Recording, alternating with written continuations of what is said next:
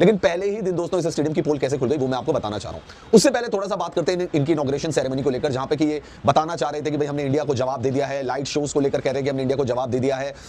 बहुत सारी चीजों को लेकर बोल रहे हैं कि हमने इंडिया को जवाब दे दिया। भाई आपने इंडिया को क्या जवाब दे दिया, मैं ये जानना चाह रहा हूं। क्या आपने अपने स्टेडियम 31 दिसंबर को डिलीवर कर दिए थे? क्या आपने अपने स्टेडियम्स जो थे वो 25 जनवरी को डिलीवर कर दिए थे या हैंडओवर कर दिए थे आईसीसी को? ऐसा तो कुछ भी नहीं हुआ। अब आपके सामने आपकी ट्राई सीरीज आ गई थी और पहला मुकाबला खेला जाना था, तो आनंद फानंद में आपने चीजें तैयार की।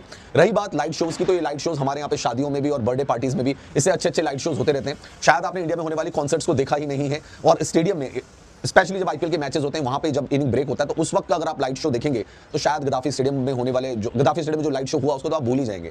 उसके अलावा दोस्तों ये कह रहे थे फायरवर्क्स हमने किए। अरे इससे ज्यादा हमारे यहाँ दिवाली में मोहल्ले में फायरवर्क्स हो जाते हैं। तो पाकिस्तान वालों से मैं यही कहना चाहूंगा कि हर चीज में इंडिया से कंपेयर करना सही नहीं है। आप ये जो चीजें ना ये सब चीजें छोड़ दीजिए, पर आपके जब प्रधानमंत्री ऐसी बातें कर रहे हैं तो फिर अब क्या ही किया जा सकता है। खैर दोस्तों, पहले दिन जो मैच हुआ, जो फर्स्ट मैच था गद्दाफी स्टेडियम का आफ्टर रेनोवेशन, जिसको ये रेनोवेशन कह रहे हैं या रिकंस्ट्रक्शन कह रहे हैं, उस स्टेडियम में देखा गया कि पहले दिन क्राउड भी पूरी नहीं आई। मतलब जो ये दावा कर रहे थे कि स्टेडियम्स फुल हो जाएंगे, ऐसा कुछ भी नहीं हुआ। इनफैक्ट बहुत सारी क्राउड तो वो क्राउड थी जिनको पासेस दिए गए थे, और उसमें से भी आधे से ज्यादा लोग लेबरर्स थे, एंड पाकिस्तान की मीडिया ने वहां पर जो सीट्स थी उनको ऑक्यूपाई किया हुआ था।